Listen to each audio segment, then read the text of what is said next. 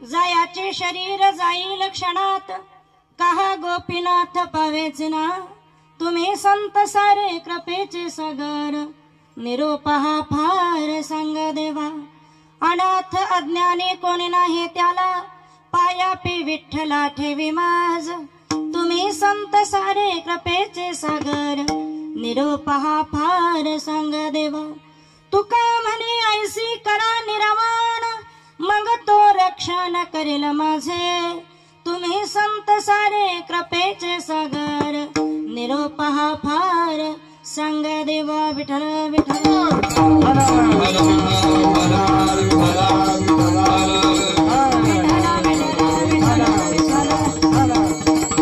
जायाचे शरीर जाईल क्षणात कहा गोपीनाथ पावेचे ना तुम्ही संत सारे कृपेचे सागर निरोप हा फार संग देवा महायोग पीठे तटे भीमरथ्यम वरम पुंडरीकाय दातुं मुनीन्द्रे समागत्य तिष्ठन्तमानंद कंदम परब्रह्मलिंगम भजे पांडुरंगम पांडुरंगा करो प्रथम नमन दुसरे चरण संतांच्या त्यांच्या कृपादाने कथेचा विस्तारू बाबाजी सद्गुरु दास तुका जयांचे केलिया स्मरण होय सकळ विद्यांचे अधिकरण तेच वंदो श्री चरण श्री गुरूंचे ते नमस्कार आता ओम नमो ज्ञानेश्वरा करुणा करा दयाळा तुमचा अनुग्रह लादलो पावन झालो चराचरी मी कळा कुसरी काहे चने बोलतो वचने अति भाविका माझी वाणी तुझे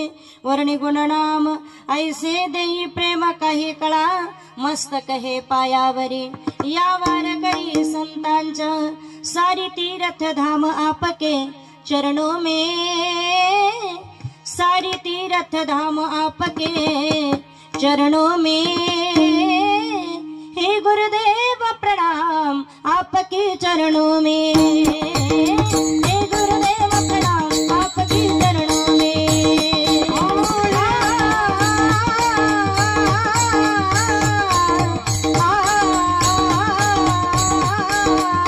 सारी तीर्थ धाम आपके चरणों में सारी तीर्थ धाम आपके चरणों में हे गुरुदेव प्रणाम आपके चरणों में हे गुरुदेव प्रणाम आपके चरणों में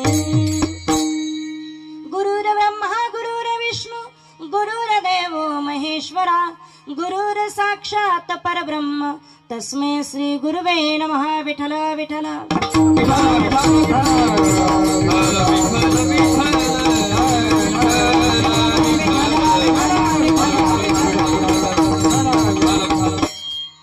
जायाचे शरीर जाईल क्षणात कहा गोपीनाथ पावेचे ना तुम्ही संत सारे कृपेचे सागर निरोप हा फार संगा देवा प्रस्तुत प्राप्त स्थळी प्राप्त प्रसंगी ईश्वर चिंतनासाठी निवडलेला अभंग भारतभूमीचे चिरंतन सौभाग्य तत्वज्ञानाधिष्ठित सिद्धांत धर्म व आदर्शाचे स्थान सकल कंठ विभूषित वैराग्याचे महामेरू देहूगावचे निवासी श्री संत श्रेष्ठ जगदमान्य तुकोबा यांचा 4 चरणाचा उत्कृष्ट आणि मार्मिकपर अभंग आहे. विठ्ठल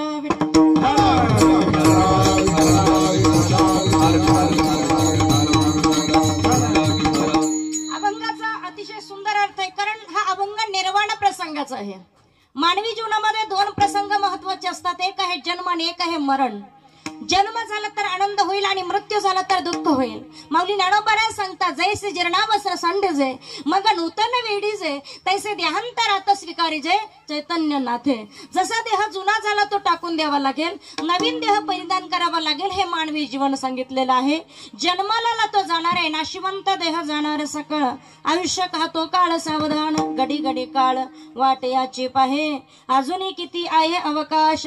ही मानवी जीवनाची रीत सांगितलेली आहे. जगद्गुरु तुकोबाराय निर्वाण प्रसंगाच्या वेळेला महाराजांच्या वाणीतून जे वाक्य उद्गारले गेले, अर्थात महाराजांच्या वाणीच्या माध्यमातून जी अभंग रचना निर्माण झाली, त्यातला एक अभंग हा निर्वाण प्रसंगाचा आहे. जायाचे शरीर जाणार आहे हे निश्चित आहे, जाईल क्षणात, अर्थात ते कधी जाईल, क्षणामध्ये जाईल ना. क्षणात कहा गोपीनाथ पावेचे ना, आता देवा तुम्ही मला का न्यायला येत नाही, असा तुकोबारांचा संवाद या अभंगाद्वारे भगवान परमात्मा बरोबर होत आहे. तुकोबारा या मृत्यूलोकामध्ये येतात, पण मृत्यूलोकामध्ये येण्याच्या अगोदर देवाकडे काही वचन मागून येत आहेत की देवा, या मृत्यूलोकामध्ये मी जाईल तर मर्जीनं, मृत्यूलोकामध्ये मला राहायचं असेल तर मी राहील तर मर्जीनं, मृत्यूलोकात यायचं असेल तर माझ्या मर्जीनं, आणि न्यायला तू आला पाहिजे. ही 4 वचनं तुकोबारा देवाकडं ज्यावेळेला मृत्यूलोकात यायचं त्यावेळेला मागतायत. देवाने तथास म्हणून वरदान दिलं तुकोबारायांना. पण तुकोबारा मृत्यूलोकामध्ये आल्यानंतर तुकोबारांना जी देवानं वचनं दिली होती 4ही, ही 4ही वचनं देवाची तुकोबारांच्या अर्थात लक्षामध्ये राहिली नाही. रात्रंदिवस तुकोबारा देवाला हाक मारतात, देवाची वाट बघतायत की वाट पाहे उभा भेटीची आवडी. अर्थात तुकोबारा देवाची वाट बघतात की या संसारूपी भवसागरामध्ये ज्याने प्रपंच ही नेटका केला आणि परमार्थ अतिशय सुंदर रीतीने केला. दुर्गा देवीच्या दुष्काळामध्ये पहिली पत्नी रुक्मिणी मरण पावते, मुलगा सावजी मरण पावतो, एकामागे एक भयानक दुःख तुकोबारांच्या जीवनामध्ये येतात. आणि याही दुःखाला तुकोबारांना डगमगता, कारण जो मुश्किल में न घबराए उसे इंसान कहते हैं. मानवी जीवन आम्हाला मिळालं पण ते जगावं लागतं. काही माणसं म्हणतील महाराज चांगलं वागतोय हो, पण तरी देव वाईट घडामोडी घडवतोय. आमच्या जीवनामध्ये वाईट होतं, अर्थात का बरं असं होत असेल, देवाघरी न्याय नसावा नाही का, पण हे चूक आहे. चांगलं वागणं आणि वाईट होणं, वाईट वागणं चांगलं होणं याचा अर्थार्थी संबंध कोणताही नाहीये. अलिया भोगासी किंवा समयासी सादर व्हावे, देव ठेवील तैसे राहावे, जैसी स्थिती आहे तैस्या परी राहे. एक सांगू, जर परमेश्वराने तुम्हाला सुखच दिलं असतं, तुमच्या ओंजळीमध्ये तुमच्या पदरामध्ये सगळं काही ओतपोत भरलेलं सुखच दिलं असतं, तर तुम्ही देवापर्यंत कीर्तन भजनापर्यंत आले असते का? नाही. सुख दिलं, अर्थात सुखही दिलं दुःखही दिलंय. दुःख दिलं म्हणून आम्ही निदान या धर्म मंडपात येतोय. जर आम्हाला दुःख दिलंच नसतं तर आम्ही देव म्हणजे काय, धर्म म्हणजे काय हे अतिशय किंचितही जाणलं नसतं ना. कभी सुख है कभी दुःख है, इसी का नाम जीवन है. कभी सुख है कभी दुःख है, इसी का नाम जीवन है. जो मुश्किल में न घबराए उसे इंसान कहते हैं, किसी के काम जो आए उसे इंसान कहते हैं.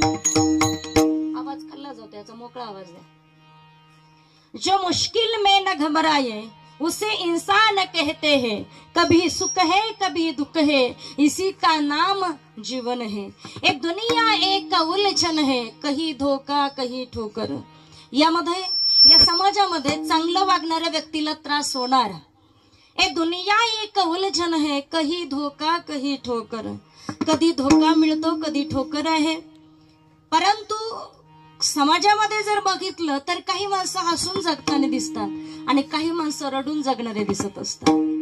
कोही हंस हंस के जीता है, कोही जीता है रो रो कर, जो गिर कर भी संभल जाए उसे इंसान कहते हैं, किसी के काम जो आए उसे इंसान कहते हैं. त्याला खरा इंसान म्हटला जातोय. परंतु तुकोबारांच्या जीवनामध्ये एवढे सगळे आघात येऊनही दुःख नाही असं म्हणता येणार नाही. संत अधिकारी असूनही त्यांच्याही जीवनामध्ये दुःख होते दादा. तुकोबरा एकांतामध्ये बसतात. विठले हे चित्त प्रपंचापासून वमन ते मने वैसलेसे. आणि मग तुकोबरांच्या वाणीतून जी वाणी अर्थात जे शब्द बाहेर पडले ते अभंगामध्ये या ठिकाणी दिले. जायाचे शरीर जाणार आहे देवा, जाईल क्षणात कहा गोपीनाथ पावेचे ना देवा, मला तुम्ही न्यायला या. देव न्यायला येत नाही त्यावेळेला तुकोबरा संतांच्या माध्यमातून देवाला निरोप पाठवण्याचा प्रयत्न करतात. तुम्ही संत सारे कृपेचे सागर, निरोप हा फार सांगा देवा, माझ्या देवाला माझा निरोप सांगा. थोडका असेल तर फार करून सांगा. संत महात्म्याने विचारला तुकोबरा निरोप तर सांगायचा आहे, थोडका नाही फार करून सांगायचा आहे, पण नक्की खुशालीचा सांगायचा, कुठला निरोप सांगायचा. तुकोबरा सांगतात माझ्या देवाला सांगा मी अनाथ आहे, माझ्या देवाला सांगा मी अज्ञाने, मला माझ्या देवाला सांगा मला कोणीच नाहीये, पाया पे विठ्ठला ठेवी माझा. असा निरोप माझा एकदा नाही दोनदा नाही तर वारंवार माझ्या देवाला सांगा. तुका म्हणे ऐसी करा निर्वाण, मग तो रक्षण करील माझे. आणि मग माझे रक्षण माझा भगवंत नक्की करेल असा विश्वास माझ्या भगवंतावरती माझा नक्की आहे. अर्थ तुम्ही संत सारे कृपेचे सागर, निरोप हा फार सांगा देवा. असा या अभंगाचा अतिशय सुंदर साधा सरळ आणि सोपा अर्थ आहे. विठ्ठल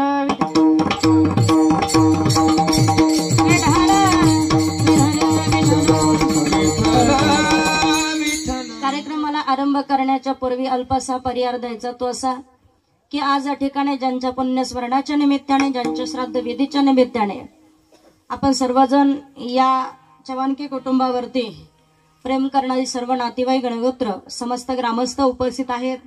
आदरणीय कैलासवासी अनुसयाबाई आनंदा चव्हाणके यांचं प्रथम वर्ष श्राद्ध आणि या श्राद्ध विधीच्या निमित्ताने या ठिकाणी त्यांचे चिरंजीव आदरणीय ज्ञानेश्वर दादा आनंदा चव्हाणके, त्यांच्या सुना असतील, मुली असतील, नातवंड असतील, पुतणे असतील, पुतण्या असतील, या सर्व कुटुंबातून एक आईचं छत्र, एक चुलतीचं छत्र, एक आजीचं छत्र नाहीसं झालं. आणि या उपकारातून उतराई होण्यासाठी हा छोटासा केला जाणारा प्रयत्न म्हणजेच श्राद्ध विधी आहे. पिंड पदावरी दिला आपुल्या करी. पिंडदान केल्याचं महत्व तुकोबारे म्हणतात. माझे झाले गया वर्जन, फिटले पितरांचे ऋण. पितरांचं ऋण माझ्या जीवनातलं फिटलं. एवढी सहानुभूती, एवढं समाधान मला वाटलं मिळालं का तर मी त्या आई वडिलांच्या प्रित्यर्थ यज्ञ केला, अन्नदान केलं, द्रव्यदान केलं, वस्त्रदान केलं आणि भगवान परमात्म्याचं नामचिंतन केलं. हेच समाधान मानवी जीवनाला प्राप्त व्हावं यासाठी श्राद्ध विधी सांगितलेला आहे. विठ्ठल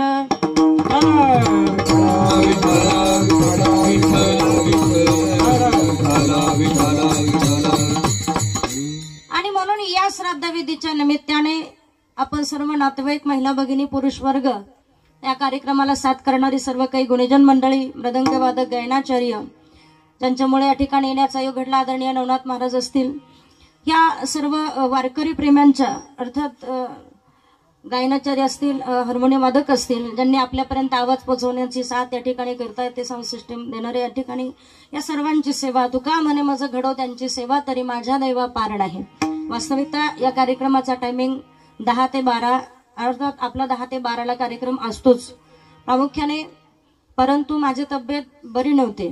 संगमनेरला 9 वाजेला आलोय मी, परंतु डॉक्टर आले नाही, त्यामुळं मग मी सरळ सिन्नरपर्यंत आले.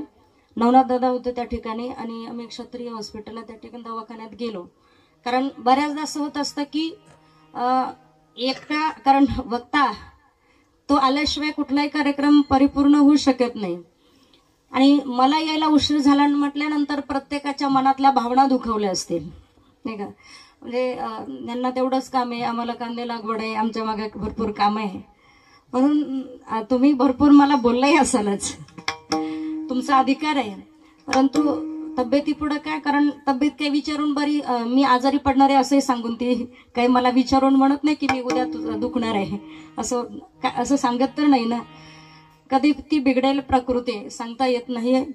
परंतु आज वाटत नव्हतं मला की मी या ठिकाणी येईल आणि बोलेल. बऱ्यापैकी माझी तब्येत बरी नव्हती, थोडा मुतखड्याचा त्रास आणि थंडी ताप होता.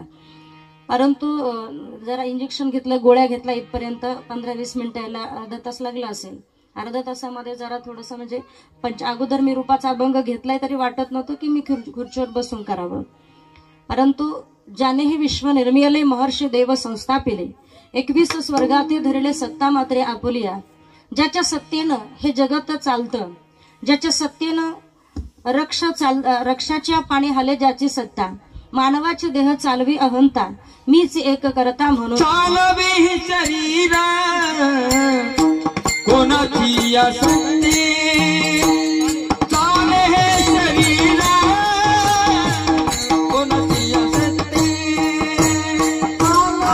शरीरा कोणाची या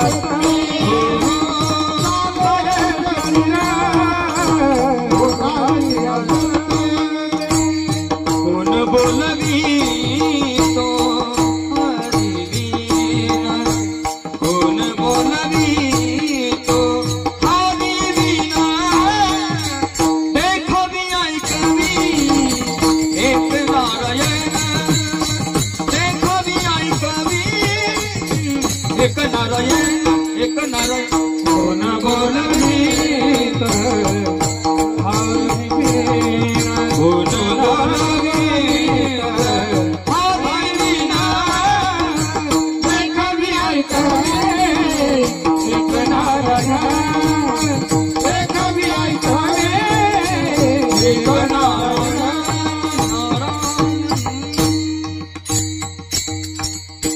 साले हे शरीर कुणाच्या सत्ते, कोण बोलवी ते हरिवीण, देखवी ऐकवी एक नारायण, तयाचे भजन चुको नको. म्हणून परमेश्वराच्या सत्यानं हे जगत चालतं. जन्मारी मरण ज्ञानोबा मी मगाशी सांगितलं की उपजे ते नासे नासले पुनरपी दिसे, हे घटिका यंत्र जैसे परिभ्रमे गा. मानवी जीवन आम्हाला सुंदर असं मिळालं. पशु काय पाप पुण्य जाणते, पशु पक्ष्यांमध्ये पाप आहे पण पुण्य मला वाटतं नसावं. मनुष्य योनी ही सर्वश्रेष्ठ योनी आहे. मनुष्य जन्म हा आम्हाला भाग्याने प्राप्त झालाय आणि भाग्यानं प्राप्त झालेल्या या नरदेहाचं सोनं करावं.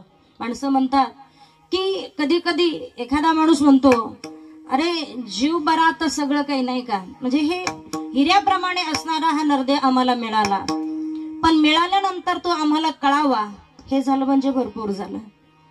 माणसाला माणसासारखं जगता यावं, माणसाला माणूस म्हणून जगता यावं. परमार्थ म्हणजे भरपूर ठिकाणी गंध लावायचं, दिवस 2-2 तास देव चोळत बसायचं, त्याला देव धर्म अर्थात परमार्थ खरा म्हणतात असं नाही. अंतःकरण शुद्ध असेल, मानवी जीवन आम्हाला मिळालंय, हे प्रामाणिकपणे जगणं हाच आमच्या जीवनातला सर्वात शुद्ध आणि सात्विक परमार्थ आहे. तुम्ही जो व्यवसाय करता, तुम्ही जे जीवन ही जीवनाची वाटचाल चालत आहे, ही इमानदारीपूर्वक चाला, हाच आमच्या जीवनातला शुद्ध परमार्थ ठरणार आहे. ज्याची खरी सेवा त्याच्या बाह्य काय जेवा. कारण या जगामध्ये सेवेने देवाला सुद्धा वश करता येतं दादा, सेवेने जगाला वश करता येतं. याचं कारण आहे की जगाचा मालक, जगाचा चालक, विश्वव्यापक असणारा परमात्मा एका भक्ताच्या अधीन आहे. हे आमच्या समोर गणित आहे की ज्यांच्या अधीन जीवन आहे. आजही पंढरपूरला आमचे वारकरी जातात, दर्शनाची फार अतोनात इच्छा असते की कधी एकदाच आम्ही पंढरपूरला जाऊया आणि कधी एकदाच पांडुरंगाला भेटू, भेटी लागी जीवा लागले से आस. रात्रंदिवस फक्त आम्ही भगवान परमात्म्याला भेटण्याची आस आमच्या मनामध्ये असते. जसं जसं पंढरपूर जवळ येईल, जसं जसं पंढरपूर जवळ येईल तसे तसे आमचे वारकरी देवाला हाक मारतात. परंतु देवाला हाक मारण्याच्या अगोदर एक हाक एका भक्ताची सुद्धा आहे आणि ती हाक आहे सर्वच जण म्हणत असतात, पुंडलिक वरदा हरी विठ्ठल श्री ज्ञानदेव तुकाराम. यामध्ये पहिलं वाक्य कोणतं आहे? पुंडलिक. पहिली हाक कोणाला आहे? पुंडलिकाला आहे, नंतर देवाला आहे. आजही ज्या पुंडलिकाने जे आसन दिलं, जी वीट दिली, विटेवरी ज्यांचे पाऊले समान, सुंदर ते ध्यान उभे विटेवरी, किती त्या ठिकाणी वर्णन आहे. म्हणून मातृदेवो भव, पितृदेवो भव, आचार्य देवो भव, अतिथी देवो भव. ज्यांनी प्रायचित्त घेतलं की हे देवा, आतापर्यंत आम्ही न कळत सेवा हा मानवी जीवनातला धर्म जर असेल तर ती सेवा विसरलो होतो, परंतु ह्याचं प्रायचित्त आम्हाला मिळावं यासाठी आता तरी आम्ही आई वडिलांची सेवा करू. हे वचन तुकोबा अर्थात या ठिकाणी पुंडलिकराय देवाला देतात. स्वतः देव ज्यांच्या सत्व परीक्षा पाहण्यासाठी येतात, त्या परीक्षेतनं पुंडलिकराय उत्तीर्ण होतात, तो घराभक्त ठरला जातो.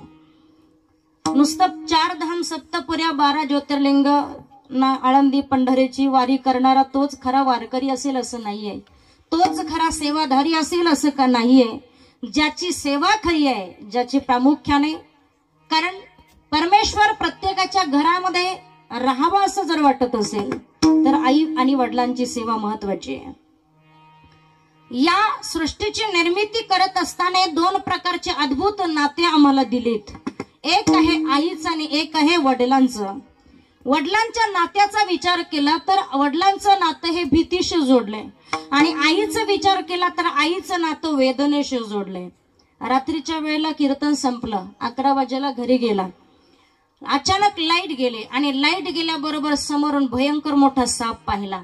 साप पाहिल्यानंतर हा एक पाऊल मागे सरला, मोठ्यांना ओरडला आणि काय म्हटलं? बाप रे. असं शेजारच्याला म्हणावं लागलं का बाप म्हण, बाप म्हण? नाही. का? ऑटोमॅटिक वाणीतनं बाप रे किती मोठा साप आहे, पण काय वाटली?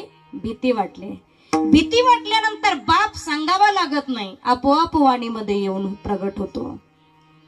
अचानक घरामध्ये काही काम करतोय आणि विडीनं सुरीनं बोट कापलं, वेदना झाली आणि माणूस मोठ्यानं ओरडून आई ग, म्हणजे ही वेदना आहे. वेदना झाली तर आई आठवते, काटा भरला तर आई आठवते, भीती वाटली तर बाप आठवत असतो. ही 2 प्रामुख्यानं भयंकर मोठी नाते ज्या परमेश्वराने या सृष्टीतलावरती जन्माला घातले. पण आईचं नातं फार अलौकिक दर्जाचं दिलंय. आ म्हणजे आत्मा, ई म्हणजे ईश्वर. ईश्वरासमाने इतरांच्या अंतकरणातल्या भावना जाणण्याची शक्ती जिच्या दिली तिला आई म्हटलं जातं. लहान बाळ अगदी 2 महिन्याचं आहे, 2 महिन्याचं बाळ तिनं दूध पाजलंय, आंघोळ घातली, झोळीमध्ये झोपी लावलंय. माझ्या महिलांनो ऐका, आई म्हणजे आई बनल्यानंतर कळतं की आई म्हणजे काय असतंय. लहानसं बाळ तिने पाळण्यामध्ये झोळीमध्ये झोपी लावलंय, आणि शेतकरी कुटुंबातली बाई ती आपली 1-1.5 किलोमीटर वरती काम करण्यासाठी गेली, गुरांना चारा आणण्यासाठी गेले. 1-1.5 तासामध्ये ती पुन्हा रिटर्न होणार होती. तिला माहित होतं की आता आंघोळ घातली म्हटल्यानंतर 1-1.5 तास आपलं बाळ झोपेल, आणि ती काम धंदा करण्यासाठी जाते. पण जाताना ती पूर्णपणे स्वतःचं मन अर्थ सगळं काही घेऊन जात नाही. सारखं चित्त लेक गुराचे हित वाहे माऊलीचे चित्त, सारखं चित्त तिचं मुलाजवळ असतं. काम जरी करते, पण दुर्दैव असं त्या दिवशी ते बाळ जास्त वेळ न झोपता कमी वेळ झोपलं. अर्धा तासामध्ये ते झोपेतनं उठलं, आणि झोपेतून उठल्याबरोबर रडायला लागलं. भूक लागली, रडायला लागलंय. त्याला भूकही लागली, रडताही जोर जोरात किंचाळतंय. शेजारी कोणाची वस्ती नाहीये. पण आता मला सांगा, रडणारं बाळ आहे, त्याचा रडण्याचा आवाज, त्याला लागलेली भूक, ही अर्थात हे वेदना किंवा त्या आईला तिथपर्यंत 1.5-2 किलोमीटर वरती आवाज जाणार आहे का? नाही. 1.5 किलोमीटर वरती बाळ रडतंय, याचा आवाज त्या आईला जाऊ शकत नाही, हे सत्य आहे. पण आपल्या मुलाला भूक लागली, ते झोपेतनं उठलं, ते रडत असेल, ह्याच्या वेदना त्या आईला 1.5 किलोमीटर वरती होतात. याला आई असं म्हणतात, नाही का? वाही माऊलीचे चित्त ऐसी कळवळ्याची जाती, करीला भावीन प्रीती. तिला जननी म्हटलं जातं. धगा अर्धा उगवणाऱ्या सूर्य मावळत असतो. उगवणारा सूर्य हा मावळत असतो, हे त्याचं काम, हे त्याचं कर्तव्य आहे. परंतु जगाला प्रकाश देणं हा त्याच्या जीवनातला फार मोठा परार्थ असतो. जन्म आणि मरण हे जरी त्यांच्या जीवनातलं कर्तव्य असलं, कर्म असलं, तरी या जगासाठी कुटुंबासाठी मेहनत करणं, राबणं हा फार मोठा परार्थ आई वडील आपल्या जीवनामध्ये आपल्या थोरा मोठ्यांना, मुलांना, नातवंडांसाठी देत असतात. मार्ग दावणे गेले आधी, आणि म्हणूनच सांगतात दयानिधी संत ते, आणि ते संतत्व मोठं करण्यासाठी या ठिकाणी मातृत्वाची उपमा संतत्वाला दिलेली आहे. तुम्ही संत माय बाप कृपा वंत काय मे पतित कीर्तिवान. याही पुढे सांगेल आईमध्ये औपचारिकता असते. कधी कधी बघा आमच्या आठवड्याभराचा बाजार पुरुष वर्ग आणतात, पण एखाद्या दिवशी प्रसंग येऊ द्या त्या महिलेवरती, त्या आईवरती कुटुंबाचं संगोपन कसं करावं एका स्त्री शक्तीकडनं शिकावं. ज्या वेळेला आठवड्याभराचा बाजार एखादा करता पुरुष आणतोय, एक दिवस काही कामानिमित्तानं त्यांना बाहेर जायचं होतं, म्हणून त्याने आपल्या पत्नीला सांगितलं, म्हणे अगं हे 100 रुपये घे आणि आजच्या आठवड्याभराचा बाजार तू घेऊन ये. हिनं ते 100 रुपये घेतले, बाजारमध्ये आले. बाजारमध्ये आल्यानंतर तिनं 100 रुपयाचा बाजार नाही केला. तिने बाजार किती रुपयाचा केला? 70 रुपयाचा बाजार केला. नवरा 2 पिशव्या फुल भरून आणत होता 100 रुपयामध्ये, हिनं 70 रुपयामध्ये त्याही पेक्षा जास्त बाजार घेतला. दोनही पिशव्या टाच भरवल्या आणि उरले किती पैसे? 80, 90, 100, 30 रुपये उरले. 70 रुपयाचा बाजार घेतला, 30 रुपये उरवले. ते 30 रुपये तिनं ब्युटी पार्लरच्या दुकानात नाही नेऊन खर्च केले. तिनं 30 रुपये स्वतःच्या हव्यासासाठी नाही खर्च केले. 30 रुपये खर्च न करता तिने तसेच ते गुंडाळून पॉकेटमध्ये घातले आणि घरी आणले, कुठंतरी आपले काडा कोपऱ्याला लपून ठेवले. पण तिला माहित असतं ही कुठली वेळ, कुठला प्रसंग आपल्यावरती कसा येईल याची शाश्वती नाही. घरामध्ये कोणी अचानक आजारी पडेल हेही सांगता येत नाही. म्हणून ते 30 रुपये तिने आपल्या व्यवस्थित जागेवरती लपून जपून ठेवले. दुर्दैव असं अचानक पती आजारी पडला. घरामध्ये सुट्टा रुपया नव्हता, विकण्यासाठी काही नव्हतं. थंडी तापाने अंग फणफण करत होतं. काय करावं? डॉक्टरकडे गेल्याशिवाय तर बरं वाटू शकत नाही. त्याला म्हणते हो जरा शेजारच्या मावशीकडनं उसने पैसे घेऊन येऊ का? काय म्हणते? शेजारच्या मावशीकडनं उसने पैसे घेऊन येऊ का? ती देते वेळ करा प्रसंग आला तर. आता पैसे कोणाचे आहेत? तिचेच आहे ना, पैसे तिचेच आहे, पण माझे म्हणावं तर पुन्हा परत रिटर्न मिळणार नाही. आणि शेजारच्या मावशीशी म्हणावं तर मग ते 2 दिवसात रिटर्न मिळतील. म्हणून ती युक्ती आखते की हे बघा शेजारच्या मावशीकडनं उसने पैसे आणते मी, 100-200 आणते, तेवढे असतात तिच्याकडे साठवलेले. 100-200 रुपये आणते, पण वेळेत पोच करावे लागतील. जरा व्याज घेते ती, बरोबर, जरा व्याज घेते. बिचाऱ्यांचा व्याज नोटाबंदी झाला त्याच वेळेला बाहेर निघाला नाही का? नोटाबंदीच्या काळात खरं 1000 व्याज आहे की 10,000 व्याज आहे असे. आणि तिथे जर त्या महिलांच्या जागेवर पुरुष असते ना, त्यांनी नोटा जागेवर पेटून दिल्या असते. म्हटलं काय कशाला बसायचं जपत. पण त्यांना असे झाकली मुठ 1.25 लाखाची, सांगावं तर भांडण होईल, नाही सांगावं तर नोटा वाया जाईल. म्हटलं भांडण 2 दिवसाचं होऊ द्या, पण नोटा सांगू द्या. ही श्री शक्ती आहे. ते म्हटले हे बघा मावशी, शेजारची मावशी उसने पैसे देते बरं का, पण जरा व्याज घेते. चालेल म्हटला, पण घेऊन ये. पण पैसे तिचे, व्याज जरी तिनं घेतलं तरी ते व्याज ती स्वतःसाठी खर्च करत नाहीये. तिला माहित आहे की वेळ प्रसंग आपल्याला सांगून येणारा नाहीये. शेजारची माणसं काय प्रत्येक वेळेला मदत करतात का? नाहीये दादा. धनवंता लागी सर्व मान्यता आहे जगी. या जगामध्ये धनवान असेल तर दादा म्हणतील, आणि धन गेलं तर दादा कुठे आणि कोण कुठे, नाही का? सर्व मान्यता आहे जगे, ज्याच्यामध्ये या प्रकारची शक्ती दिली आहे की कुटुंबाला कसं जगावं, कुटुंबाचं कसं पालन पोषण करावं. याही पुढे जरा बोलेल. मुलगी या शब्दाचा अर्थ असा आहे, आज ज्या चव्हाण कुटुंबामधले असणाऱ्या आजी, यांचं माहेर एका गावचं, सासर एका गावचं, नाही का? एका माहेर एका वस्तीवरचं, एका कुटुंबातलं, सासर एका कुटुंबातलं. पण हा संसार थाटत असताना स्त्रीला किती त्याग करावा लागतो, नाही? एवढा त्याग आमचे पुरुष नाही करू शकत. एका दुसऱ्या कुटुंबातनं, ज्या आईच्या पोटी जन्म घेतला त्या आईपासून दूर व्हायचं, बापापासून दूर व्हायचं, बांधवांपासून दूर व्हायचं, चुलता काका पुतण्या अर्थ सगळ्यांपासून दूर होऊन तिला एका अनोळखी कुटुंबामध्ये सहभागी व्हायचं असतं. आणि एका अनोळखी कुटुंबामध्ये आल्यानंतरही तिथे रुजू व्हावं लागतं तिला. तिथेही तिला आपली माणसं त्या ठिकाणी प्रामुख्याने तयार करावी लागतात. आपल्या विश्वासाची माणसं त्या ठिकाणी तयार करावी लागतात. आपला विश्वास त्यांच्याशी बांधिलकी करावा लागतो. मग तो विश्वास पतीसोबत असेल, आपल्या सासूसोबत असेल, सासऱ्यांसोबत असेल, आपल्या जावांसोबत असेल, तो विश्वास त्या ठिकाणी तिला दोनही कुटुंबामध्ये त्या ठिकाणी प्रगट करावा लागतो. एकच कुटुंब तिला अर्थात त्यामध्ये सहभागी व्हावं लागतं असं नाहीये. म्हणून तिला नारी शक्ती म्हटलं जातं की जी दोनही कुळाचा उद्धार करते. या नव्हे नव्हे मुलगी ही एक समंजस बाब आहे. घरातला करता माणूस बिघडला तर त्या घरातल्या करत्या स्त्रीला बिघडून चालत नाही. 4 पाहुणे आलेत नवऱ्याकडली आणि 4 पाहुणे आल्यानंतर त्यांना चहा करायचा आहे. पती कुठंतरी दारू पिऊन लोळतोय घुळतोय गटारामध्ये. पाहुण्यांना चहा करायचा आहे. घरामध्ये 4 कपापुरती साखर आहे, 4 कपापुरती चहा पावडर आहे, पण कोरा चहा पाहुण्यांना कसा द्यावा नको वाटतं.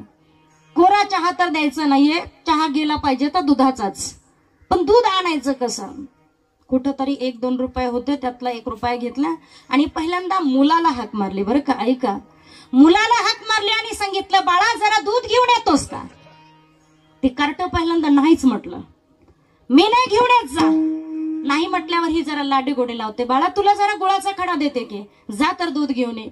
मग ते ठिकाणावर होतं. गुळाचा खडा म्हटल्यावर 2 पावलं पुढे गेलं ते मागे सरतं आणि मग हात करतं. पहिला गुळाचा खडा दे. आई त्याच्या हातावरती गुळाचा खडा ठेवते आणि सांगते, बाळा जरा दूध घेऊन ये. गुळाचा खडा तोंडामध्ये टाकतंय, एका हातात दुधाचा ग्लास घेतय, एका हातामध्ये 1 रुपया घेतय. पण पाहुण्यांच्या समोरून जाताना ते गुपचूप जात नाही. पाहुण्यांच्या समोरून जात असताना तो 1 रुपया त्या दुधाच्या ग्लासवरती ठणठण वाजवत जातो पाहुण्यांच्या समोरून. आणि वट्टारे डोळे करून पाहुण्याकडे पाहता, लेको चहा घ्यायचा ना तुम्हाला? बसा दूध घेऊन येतो मी. ह्याला मुलगा म्हणतात.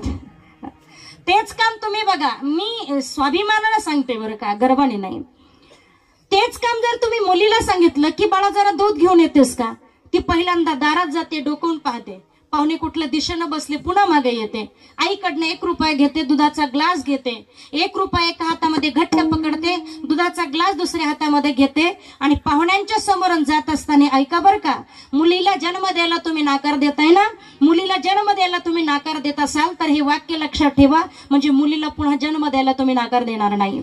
पाहुण्यांच्या समोरून जात असताना ती मुलगी 1 रुपया एका हातात घट्ट पकडते, दुसऱ्या हातामध्ये दुधाचा ग्लास घेते आणि पाहुण्यांच्या समोरून जात असताना दुधाचा ग्लास पाहुण्यांना न दाखवता आपल्या फ्रॉक मध्ये लपून दुधाचा ग्लास पाहुण्यांच्या समोरून निघून जाते. पाहुण्यांना कळत सुद्धा नाही की ही दूध आणायला चालली आहे म्हणून. आणि म्हणून खरं सांगेल की मुलगी ही बापाची गरिबी झाकण्यासाठी जन्माला येते. दादा, मुलगी ही बापाची गरिबी झाकण्यासाठी येते. प्रत्येक बाप गरीबच असतो असं नाहीये, प्रत्येक बाप श्रीमंतच असतो असं नाहीये, परंतु त्या बापाच्या घरी कशा प्रकारचं वर्तन करावं हे एका स्त्रीकडनं एका मुलीकडनं शिकावं. आज आम्ही 75 काही माणसं काही महिला पुरुषांना दोष देतात की आमच्या घरात ना आम्हाला मुलगी नको म्हणून त्रास होतोय. साहजिक आहे, ठीक आहे, त्यांच्या भावना असणं, परंतु त्यांना सावरणं त्यांना समजावणं हे एका स्त्री शक्तीकडे आहे आणि तिने त्या शक्तीचा वापर केला पाहिजे. पण या समाजामध्ये असं काही गणित दिसतंय की 75% महिलांची इच्छा असते की मला माझ्या कुटुंबाला वारसदार असावा. 75%. मग ती सासू असेल किंवा सून असेल, 75% सुना 75% सासांच्या पेक्षा असते की मला पहिला नातूच व्हावा. बरोबर ना, मला पहिला नातू व्हावा. प्रत्येक 75% आईची इच्छा असते की मला पहिला मुलगा व्हावा, नंतर मुलगी होईल किंवा नाही होईल. मुलगी दुसरी जर झाली तर 3ऱ्या मुलीच्या वेळेला आम्ही असं म्हणतो की नाही त्या मुलीचा गर्भपात करा. पण तो गर्भपात करत असताना एक लक्षात ठेवा की ज्या वेळेला तुम्ही त्या मुलीला गर्भामध्येच मारणार आहात, एक वेळ अशी होती की आपणही कुणाच्या तरी उदरामध्ये होतो, आपणही एका आईच्या पोटी जन्म घेतला. ज्या आईने आपल्याला जन्म घातला त्यावेळेला त्या आईला पहिल्या 4 मुली होत्या, पहिल्या 3 मुली होत्या, तरी देखील तिनं मला जन्म घालण्याची एक सात्विक वृत्ती ठेवली. मग मला सांगा, पूर्वीची माणसं आपण अशिक्षित म्हणतो, आताची माणसं आपण सुशिक्षित म्हणतो, नक्की सुशिक्षित कोण आणि अशिक्षित कोण हे विचार तुमचा तुम्ही करा. कारण जी शिकलेली नव्हती पण घरादाराला पुढे नेण्याची शक्ती ज्या आई वडिलांमध्ये होती, घरादाराला एक सुसंस्कारी बनवण्याचं काम पूर्वीच्या आई आणि माता भगिनींमध्ये होतं. आज ते काम राहिलं नाही, आज त्या संस्कृती राहिल्या नाही. याचं कारण आज आमचे विचार फाटत चाललेत. आज विचार आमचे दुर्मिळ वेगळ्या ठिकाणी चालले आहे आणि या विचाराची कुठेतरी ठेवण बसली पाहिजे, कुठेतरी ते स्थिर झालं पाहिजे. यासाठी हे संकीर्तन आहे. वर्षश्राद्ध मेलेल्या माणसासाठी करत जाऊ नका.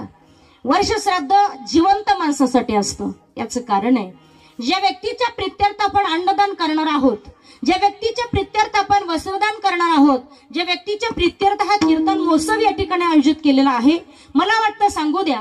कारण हे कीर्तन, हे वर्षश्राद्ध आपण सर्वजण एवढे आलेत ना, या सर्वांसाठी आहे.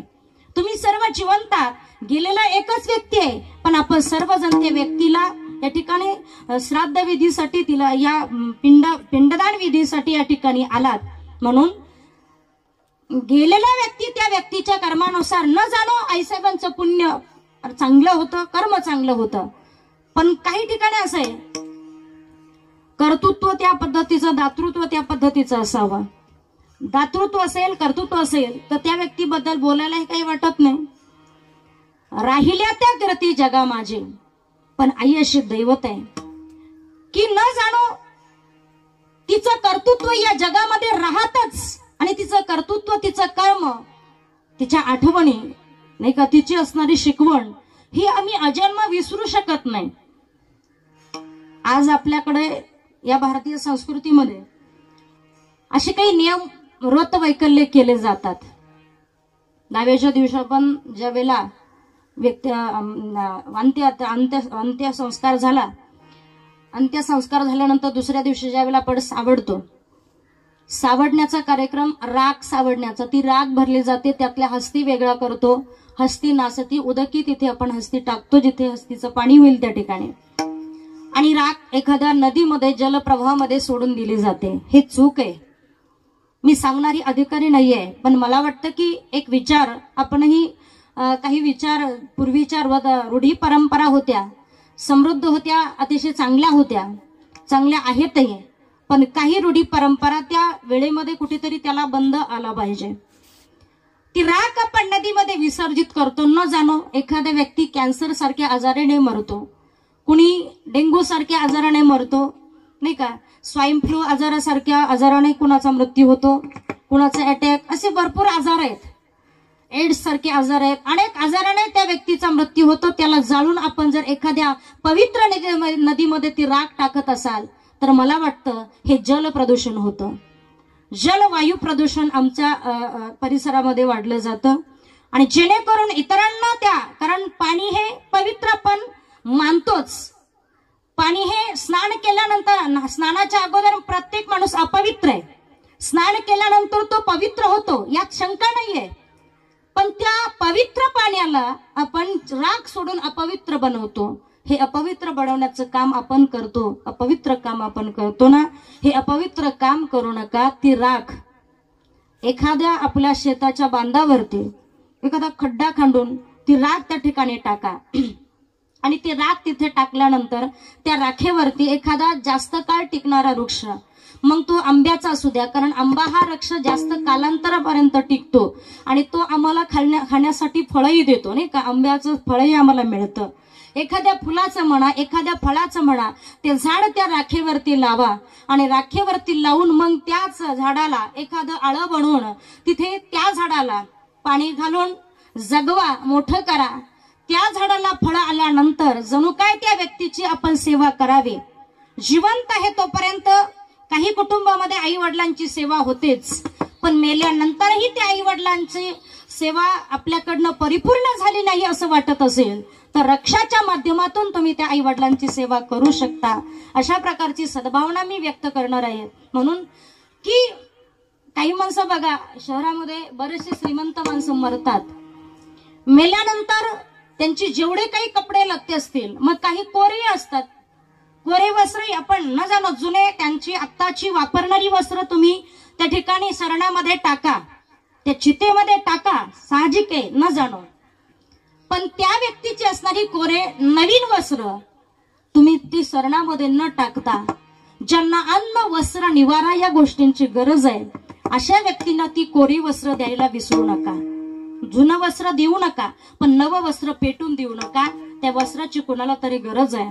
आज आपण आयुष आरामात आहोत, न जाणो अशा काही व्यक्ती आज जगामध्ये आहे की ज्यांना 2 टाइम अन्न मिळत नाहीये, अंगावरती घालण्यासाठी पुरेसे कपडे नाहीये, तरी पण आपलं जीवन ते जगतात. गरीब आणि श्रीमंत यामध्ये भेद समजू नका. गरीबही जेवतो, गरीबही उदर भागवतो आणि श्रीमंतही उदर भागवतोय. गरीबही झोपतोय आणि श्रीमंतही झोपतोय. झोप वेगळी असेल नाही का, झोप एकच आहे, स्थिती वेगळी असेल झोपण्याची. कुणी श्रीमंत झोपतो, लाख रुपयाच्या गादीवरती झोपत असेल, एसीच्या हवेमध्ये झोपत असेल. गरीबही झोपतोय फुटपाथवरती, कुठंतरी एखादा पोतं टाकून त्याच्यावरती तो निद्रा घेत असेल. तोही झोपत नाही असं नाहीये, तोही निद्रा घेतोय.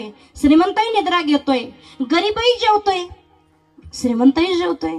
श्रीमंत 5 पक्वान्न खात असेल रोज, गरीब मिळाली अर्धी चतकोर शिळीपाकी भाकर खात असेल. पोटाची भूक मात्र सारखीच आहे, पण भागवण्याची स्थिती वेगवेगळी असेल. समयासी सादर व्हावे. कधी कधी बघा, 150 रुपये कामाला जाणारी बाई अचानक एक दिवस तिला लॉटरीचं तिकीट लागलं आणि 5 लाखाची लॉटरी लागली. 5 लाखाच्या लॉटरीच्या तिकिटामध्ये अर्थात तिचा नंबर लागला. दुसऱ्याच्या शेतात काम करत होती. आता 5 लाखाची लॉटरी लागली हे सांगायचं कोणी? दिवसभर काम करणाऱ्या बाईला. म्हणे महाराज हे काम तुम्हीच करा, कारण महाराज लोक पटवून सांगायला पटत असतात. महाराज गेले आणि त्या बाईला इकडल्या तिकडल्या गप्पा सुरू झाल्या. म्हटले आई साहेब, जर कदाचित तुम्हाला 5 लाखाची लॉटरी लागली तर तुम्ही काय कराल? ती बाई म्हटले महाराज तुमच्या तोंडात साखर पडो. 5 लाखाची लॉटरी जर मला लागली तर त्यातले अर्धे पैसे तुमचेच समजा. तर महाराज बाईला काही नाही झालं, पण महाराजालाच अटॅक आला, कारण 2.5 लाख जागेवर ह्याचे होते की. म्हणजे आज मला म्हणायचं असं नाही आहे, पण श्रीमंतही आपलं जीवन जगत असतो आणि गरीबही आपलं जीवन व्यतीत करत असतो, जगत असतोय. जगण्याची रीत वेगळी असेल. कधी कधी आपण पाहतो की त्या देवाच्या दरबारामध्ये जाणारा गरीबही आहे, श्रीमंतही आहे, परंतु श्रीमंतापेक्षा गरिबांची संख्या देवाकडे जाण्याची जास्त आहे. का तर इतरत्र ठोके खाल्ले त्यांनी, नाही का. कोही हंस हंस के जीता है, कोही जीता है रो रो कर, परंतु आपलं जीवन जो गिरे कर भी संभल जाए उसे इंसान कहते हैं. जो आपलं जीवन वाया गेलेलं जीवन पुन्हा परत सुधरून घेतो त्याला खरा इंसान म्हटला जातोय. जगद्गुरु जगदमान्य तुकोबराया या मृत्यू लोकामध्ये यायला तयार नव्हते. देवा, मृत्यू लोकात येणं म्हणजे अवघड आहे, कारण 4 चौघाच्या खांद्यावरती जावं लागतं, पाप पुण्य हे भोगावं लागतं. नको देवा, मला सेवा फक्त तुझीच करायची. देव म्हटले तुकोबराया, तुम्हाला जर वाटत असेल माझी सेवा करावी तर मृत्यू लोकात जा. तुकोबराया म्हटले काय देवा, कसं मला बांधलं हो तुम्ही? तुमची सेवा करा आणि मृत्यू लोकात जा. ठीक आहे देवा, मी मृत्यू लोकामध्ये जातो, पण जाण्याच्या अगोदर मला एक वचन दिलं पाहिजे तुम्ही. कोणतं वचन तुकोबराया? देवा जाईल तर मी माझ्या मर्जीनं, देवा मी राहील तर माझ्या मर्जीनं, देवा मला यायचं असेल तरी माझ्या मर्जीनं येईल. आणि 4थं वचन तुकोबरा देवाला मागता. देवा 4थं वचन तुमच्याकडे मागेल, देवा मला न्यायला तूच आला पाहिजे. 4ही वचन देवाने तथास्तु म्हणून वरदान दिलं आणि तुकोबरा या मृत्यू लोकामध्ये येतात. मृत्यू लोकामध्ये आल्यानंतर इहलोकातलं कार्य तुकोबरांचं संपलं. विठ्ठले हे चित्त प्रपंचापासून वमळते मने बैसलसे. तुकोबराय दुष्काळ या सगळ्या गोष्टीला सामोरं जातात, कारण ती सहनशीलता संतांकडे फार मोठी असते. संत तोची जाना जगे दया क्षमा ज्यांच्या अंगे.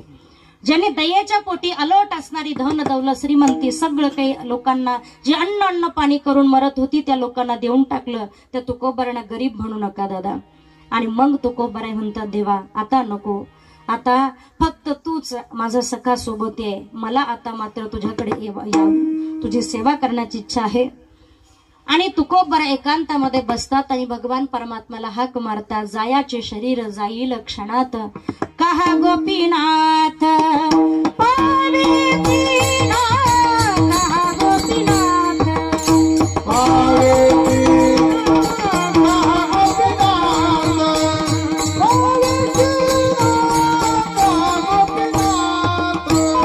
दयाचे शरीर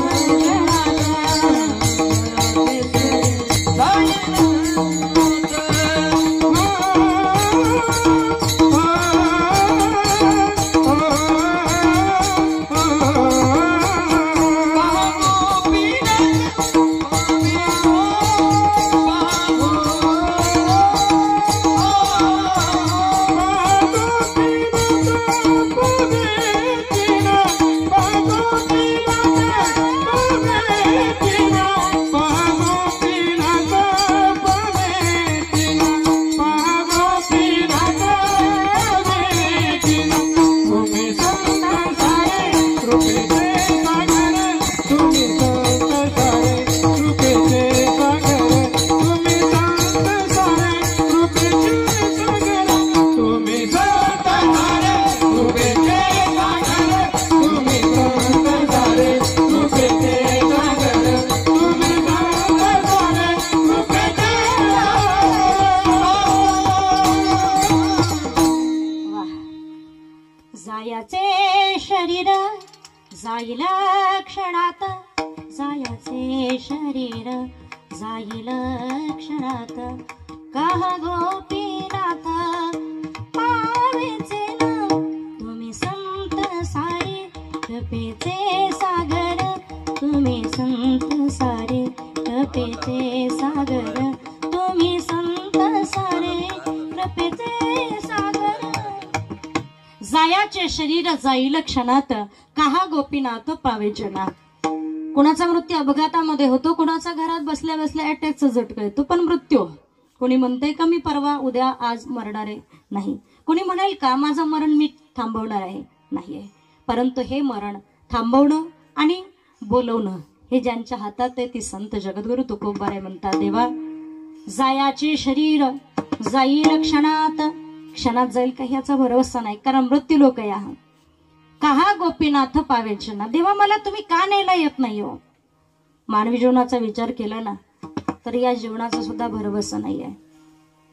आमचं तुमचं सोडा, ज्या 5 पांडवांचे वडील पंडुराजा, पांडवांचे वडील पंडुराजा ज्या वेळेला स्वर्गामध्ये यमाच्या खुर्चीजवळ खुर्ची या पंडुराजांना मिळाली होती, नारद महर्षींची स्वारी स्वर्गामध्ये गेली आणि नारद महर्षीने पंडुराजाला विचारलं, म्हणे पंडुराजा आम्ही मृत्यू लोकामध्ये चाललोय, तुमचा काही तुमच्या मुलांना निरोप. नारद महर्षी जवळ पंडुराजाने निरोप सांगितला की नारद महर्षी माझ्या मुलांना सांगा अन्नदान द्रव्यदान वस्त्रदान भगवान परमात्माचं नामचिंतन करा की जेणेकरून मला वैकुंठाला सद्गती मिळेल. नारद महर्षीने पंडुराजाचा निरोप घेतला आणि पुन्हा मृत्यू लोकामध्ये आले. 5ही पांडवांना निरोप सांगितला वडिलांचा की तुम्हाला अशा अशा प्रकारचं यज्ञ करायला लावला, आरंभायला लावला. पांडव हे सात्विक होते, कुळी कन्या पुत्र होते जे सात्विक, तयाचा हरिक वाटे देवा. आज आपला एखादा मुलगा वडील मेल्यानंतर, वडील मरण पावल्यानंतर 10वा 13वा महिन्यापर्यंत कसा बसा लोटत लोटत येतो. 10वा जरी घालायचा म्हटला तर 5 मुलं असतील तर 5 जण, 10वा झाला तर कधी कधी आदल्या दिवशीच हिशोब होतो 10व्याच्या 9व्या दिवशी, नाही का. काय जेवण करायचं, तू किती द्यायचे, मी किती द्यायचे, हा हिशोब आम्ही 9व्या दिवशी 8व्या दिवशी घेतो. जर कदाचित नाही झालं तर 10व्या नंतर 11व्याच्या दिवशी लगेच आम्ही बसतो, नाही का.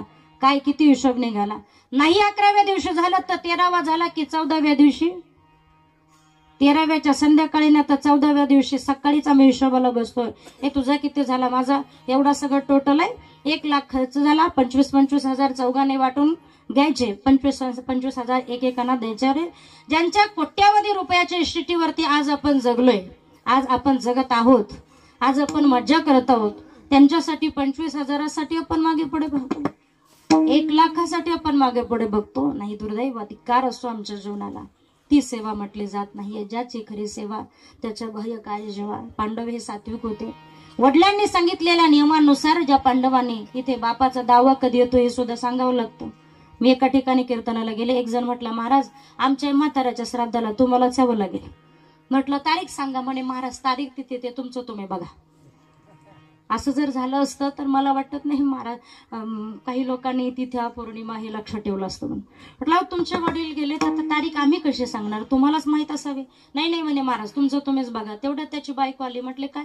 म्हटलं काय नाही, तुमचे सासरे त्यांचे वडील वारले, वर्ष श्राद्धाचं कीर्तन करायचं म्हणतात पण तारीख नाही माहिती. म्हणे मी सांगू का. म्हटलं सांगा. म्हणे ज्या दिवशी आमच्या जर्सी गाईला खोड झालं होतं ना त्या दिवशी सासरे वारले. जर्सीच्या खोडाचा वाढदिवस काढावा लागेल, नाही का. आणि मग सासऱ्याचं. अशी भाग्यवान असतात माणसं. काय कोळी कन्या पुत्र होते जे सात्विक. मी आता पाचपोते साहेबांकडे दशकरी आपल्या वर्ष श्राद्धासाठी गेले. त्यांच्या भावाच्या सासरवाडीला त्या ठिकाणी एका व्यक्तीनं भाषण केलं की या जगामध्ये आपण म्हणतोय की आपण ज्या वर्ष श्राद्ध असेल, महिना पितृपक्ष असेल, दावा असेल हे विधी करतो. पुण्यस्मरणही करतात आपल्या आवडीनं काही लोक, नाही का, द्वितीय तृतीय तप 12 वर्ष, काही 20 वर्ष, ज्याच्या यथाशक्तीप्रमाणे आई वडिलांची पुण्यतिथी करतात.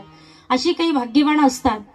पण काही ठिकाणी अशी या संस्कृतीमध्ये बदल होत चाललाय की काही मुलं परदेशामध्ये जर गेली तर इकडे आई वडिलांना विसरून जातात. का तर तिथे त्यांना जो मिळणारा आनंद ऐश्वर्याचा, ह्या ऐश्वर्यामध्ये सुखामध्ये ते समाधान विसरूनच जातात. समाधान त्यांच्याकडे कधी नसतं. त्या ठिकाणी एक व्यक्ती रडून सांगत होते की ज्या वेळेला मुलांना शिकवलं, शून्यातून प्रपंच उभा केला आणि तू शून्यातून प्रपंच उभा करून मुलं शिकवली, मोठ्या सर्व्हिसला लावली, मुलीचं लग्न केलं, मुलीची ही फॅमिली तिकडे परदेशामध्ये स्थायिक झाली, मुलगाही तिकडे स्थायिक झाला, इकडे रद्द मायबाप अर्थात ती रिटायर झाले, दोघेही रिटायर झाले. त्यांचं सात्वन, त्यांची सेवा तर बाजूलाच आहे, पण त्यांना वर्षात एकदा भेटायलाही मुलं येत नव्हते. मुलं तर जाऊ द्या, पण ती मुलगी येत नव्हते. तो मुलगा मुलगी कितीही फोन केलं तरी भेटायला येत नव्हते. शेवटी अचानक काही दुर्दैवी आजाराने वडीलही मरण पावले. गावातल्या काही लोकांनी फोन केला की त्या मुलाला आणि त्या मुलीला की तुमचे वडील मरण पावले, त्यांच्या अंत्ययात्रेसाठी तुम्हाला यावं लागतंय. त्यावेळेला तिकडनं फोनवरती असं उत्तर आलं की अंत्ययात्रा, शेवटचा संस्कार तुमचा तुम्ही करून घ्या, आम्हाला ज्या वेळेला यावं वाटेल त्यावेळेला आम्ही दारावर आईला भेटायला येऊ. अंत्ययात्रा झाली, श्राद्धही झालं, तरीही मुलं श्राद्धालाही आली नाही, कुठल्या क्रियाक्रमालाही आले नाहीये. काही कालावधीमध्ये आई खचून खचून तीही मरण पावले. 1.5 वर्षामध्ये आई मरण पावली. पुन्हा गावातनं फोन गेला की तुमची आई त्या ठिकाणी मरण पावली आहे, तुम्हा दोघांना, बहीण भावंडांना निदान आईवरती संस्कार करण्यासाठी, अग्निडाग देण्यासाठी निदान तरी या. तेव्हा तिकडून उत्तर आलं की आम्हाला सुट्टी मिळत नाही, वेळ नाहीये यायला, त्या आईचाही विधी तुमच्या पद्धतीनं तुम्ही करून घ्या, आम्हाला जेव्हा वेळ मिळेल त्यावेळेला आम्ही तिकडे येऊन अर्थात असणारा काही विधी असेल तो करू. आईची अंत्ययात्रा झाली. आई वडील दोघंही मरण पावले. जी आई वडील आपल्या मुलांसाठी काबाड मेहनत करतात, का तर आपला मुलगा इंजिनियर व्हावा, वकील व्हावा, नाही का, चांगला यशस्वी व्हावा, यासाठी अतोकाट प्रयत्न करतात, जीवापाड प्रयत्न करतात. पण तीच मुलं जर त्या आई वडिलांना विसरत असतील तर त्या मुलांना घडून तरी काय उपयोग आहे हो? आई रे बेमान दुनिया, आई रे, आई रे बेमान दुनिया, आई रे बेमान दुनिया, आई रे बेमान दुनिया.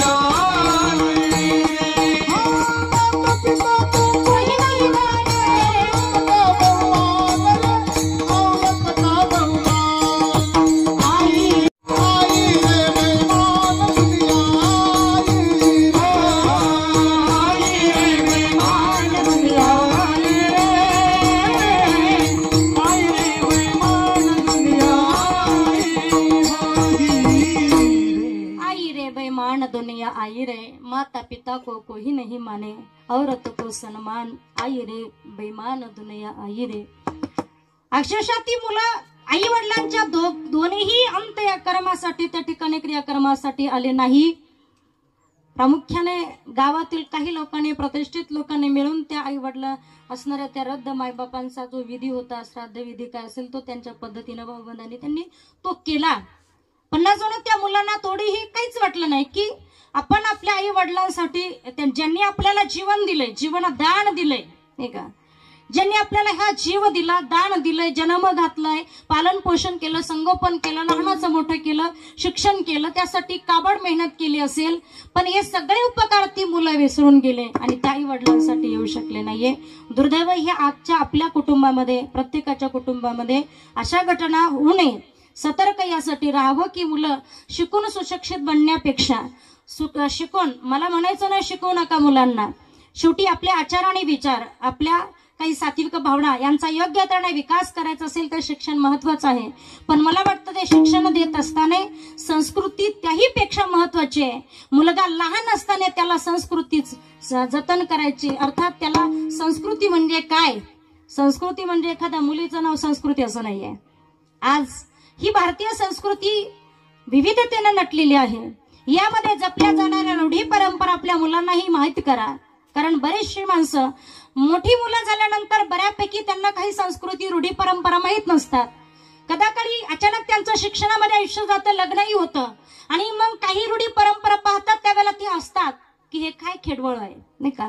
म्हणजे अशा प्रकारची वर्तन त्या मुलांकडे होऊ नये यासाठी त्यांना खेड्यातल्या ज्या रूढी परंपरा असतील, मग त्या सण वार व्रत वैकल्य या सगळ्या कुठल्याही असू द्या, पण या संस्कृती त्यांना सांगण्याचा प्रयत्न करा. दवा केला पाहिजे, श्राद्ध केलं पाहिजे, अन्नदान केलं पाहिजे, थोरा मोठ्यांना मानलं पाहिजे, नमस्कार केला पाहिजे. या रूढी परंपरा त्याला माहीत होऊ द्या. जर या रूढी परंपरा माहीत झाल्या नाही तर मला वाटतं की एकीकाळी आपल्यावरही जी वेळ ज्या आईवडिलांवरती आली की ज्यांचा अंत्यसंस्कार शेवटचा संस्कार आपण म्हणतो, कुळाला कुलदीपक असावा, मुलगा असावा, वारसदार असावा, शेवटचं पाणी पाजण्यासाठी मुलगा असावा. तो मुलगा सुद्धा तुम्हाला शेवटचा घोट पाण्याचा देण्यासाठी नसणार आहे का, तर तुम्ही त्याला ज्यावेळेला ह्या परंपरा सांगितल्या नसतील त्यावेळेला.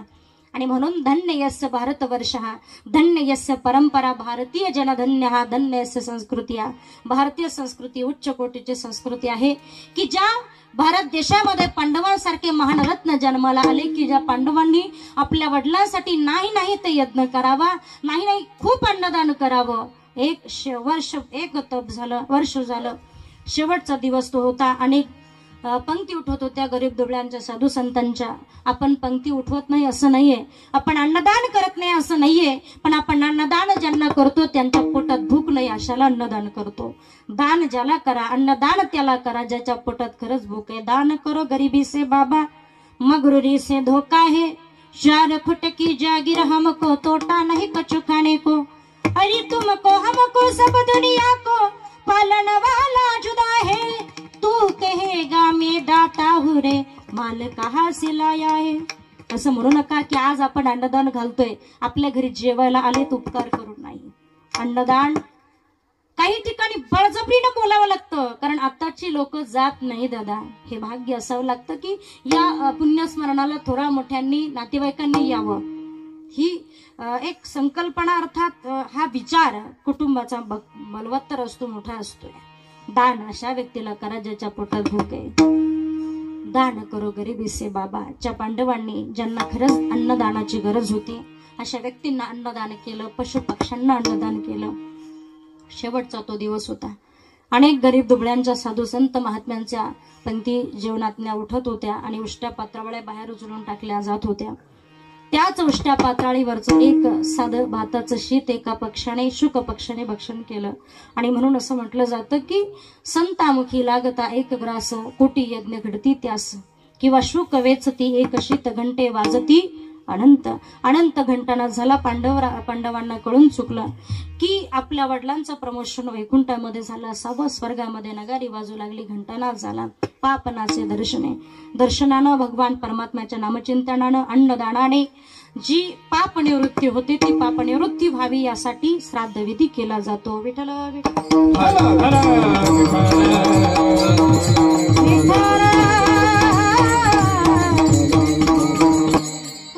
म्हणतात देवा, या जीवनातलं सगळं काही कर्म मी पार पाडलं. प्रपंच प्रणिपात अवस्था जगत असताना आई वडिलांचं ऋण असेल, माझ्या वंशातील असणाऱ्या पत्नी असे, मुलं असे, सगळ्यांच्या ऋणातून मी मुक्त झालो. आता काही नाही, आता फक्त तूच माझ्या सखा सोबती, मला न्यायला यावं. जायाचे शरीर जाईल क्षणात, कहा गोपीनाथ पावेचे ना. देव तुकोबारांना न्यायला येत नाही त्यावेळेला तुकोबारा जवळ एक साधतात. ती कुणाची? अभंगाच्या दुसऱ्या.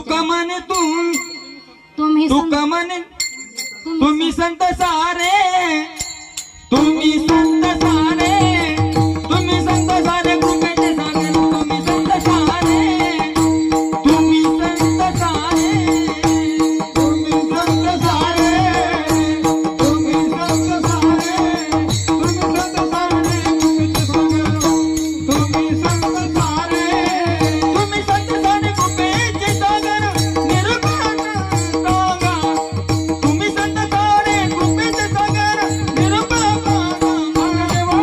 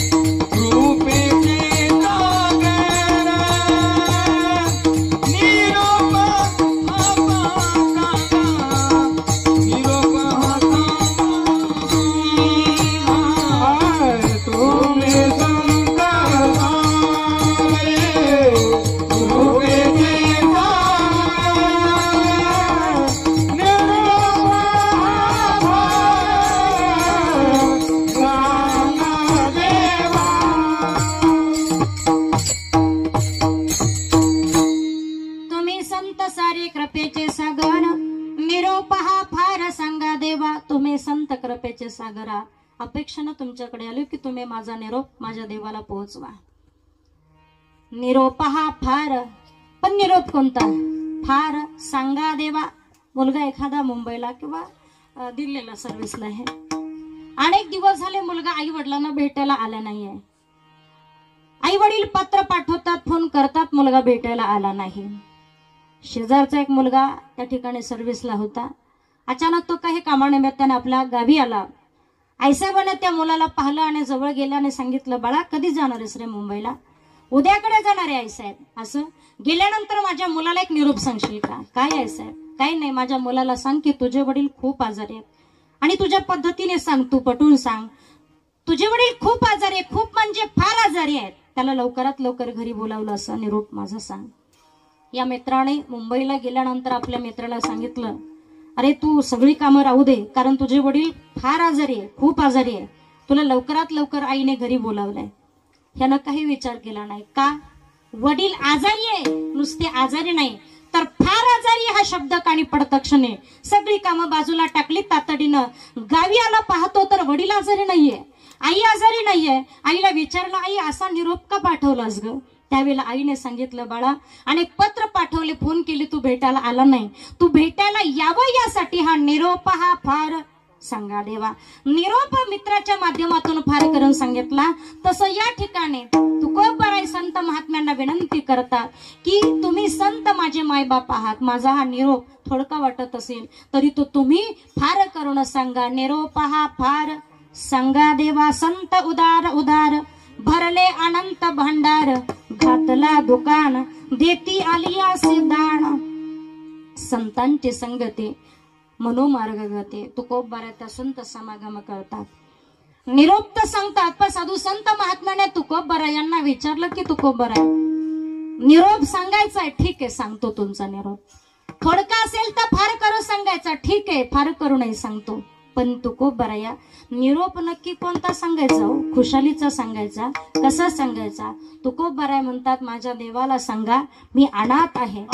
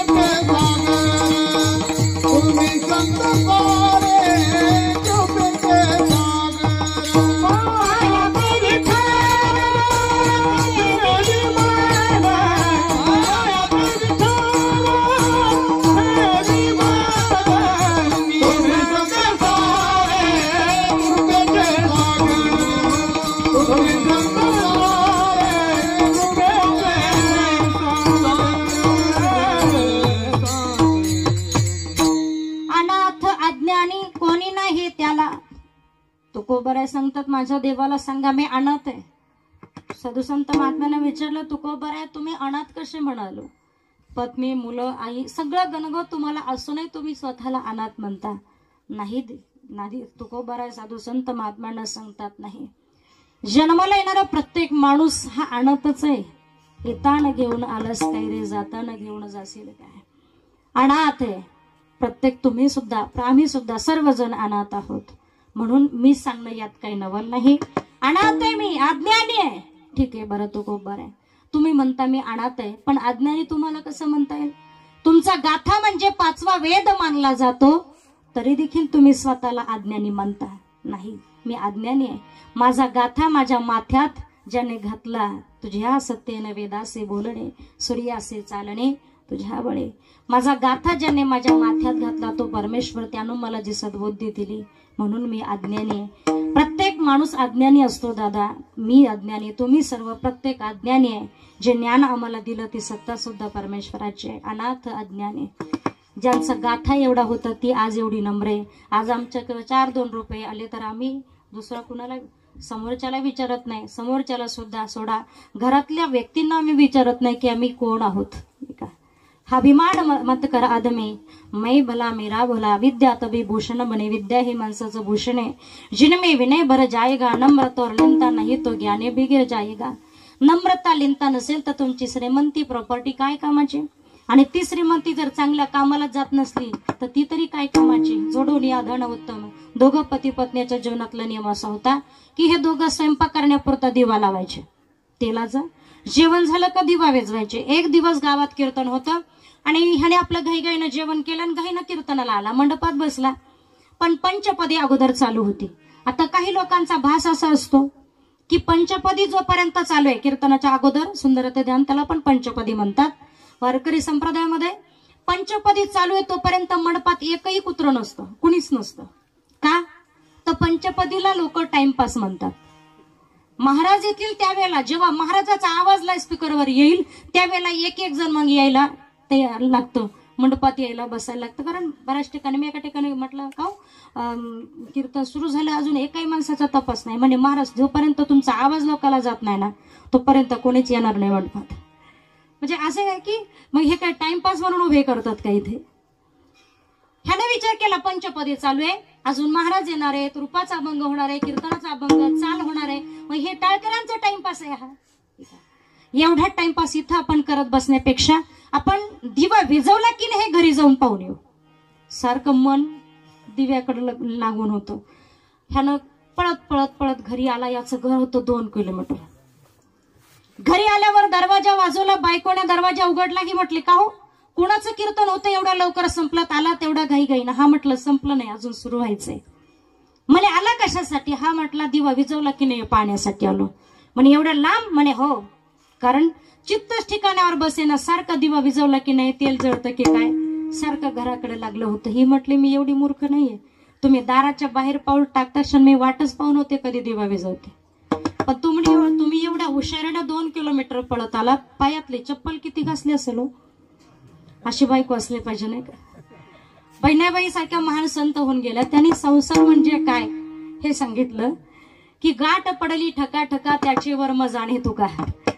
जर कंजूस व्यक्तीला कंजूस व्यक्तीची साथ मिळाली तर तो संसार कसा होणार याचा विचार करा. बहिणाबाई म्हणतात अरे संसार संसार दोन्ही जीवाचा विचार, देतो दुःखाले होकार मग सुखाले नाकार. अरे संसार संसार खोट कधी म्हणू नये. अरे संसार संसार खोट कधी म्हणू नये. देवळाच्या कळसाले लोट कधी म्हणू नये. अरे संसार संसार जसा तवा चुलावर आधी हाताले चटके तवा मिळते भाकर. आधी हाताले चटके तवा मिळते भाकर, मिळते भाकर. अरे संसार संसार दोन्ही जीवांचा विचार, दोन्ही जीवांचा विचार जिथे असेल त्याला संसार म्हणावा. हे म्हटले का हो तुम्ही दाराच्या बाहेर पाऊल टाकता क्षणी मी लगेचच्या लगेच दिवा विजवला, पण 2 किलोमीटर तुम्ही पळत आला, पायातली चप्पल किती घासली असेल, किती उगाळली असेल. हा म्हटला मी एवढा वेडा नाहीये. 2 किलोमीटर पळत जरी आलो असलो तरी चप्पल घालून नाही आलो, बिगर चप्पलीचा आलो. म्हणे मग चप्पल तिथं ठेवून आलात की काय. म्हणे चप्पल तिथं ठेवून नाही, कारण सगळीच लोक काय कीर्तनासाठी येत नाही. तुमच्याकडली नाही, तुमच्याकडली कीर्तनालाच येतात ना. कारण बऱ्याचदा माझी चप्पल चोरीला गेली म्हणून जाता जाता सांगावं लागतं की ला इशारा जाता साधी असते पण चोरीला जाते, कारण नवी दिसली म्हणजे टपकन जाते पायात नाही का. कीर्तनात एक जण मला संपल्यानंतर आला, म्हटलं महाराज तुम्ही सांगता की कीर्तनातनं चांगलं काहीतरी घेऊन जात जा, मी आतापर्यंत चांगलंच घेऊन गेलो. म्हटलं काय. म्हणे ब्रँडेड कंपनीची चप्पल किंवा बूट घेऊन गेलो. अशाच पाय 2 तीर्थ प्याव नाही का. संत दर्शनी हा लाभ पद्मनाभ जोडला. सांगायचं तात्पर्य ही म्हटली चप्पल तिथं ठेवून आलात की. हा म्हटलं नाही, चप्पल तिथं ठेवून नाही, ही बघ म्हणे बगलेत घेऊन आलो, पायात नाही घातली. असे महाभाग असतील तर कसं जीवन त्यांनी व्यतीत करावं. दान शतम आहे भोक्तव्यम. शत म्हणजे 100 कामं टाकून माणसाने भोजन करावं. सहस्रम स्नानम आचरेत. सहस्र म्हणजे 1000 कामं टाकून माणसाने स्नान करावं. सहस्रम स्नानम आचरेत. लक्षम लाख कामं टाकून माणसाने दातव्य करावं, दान करावं. आणि कोटी तेक्त्वा हरिभजे. कोटी कामं टाकून माणसाने हरिभजन करावं. विठ्ठल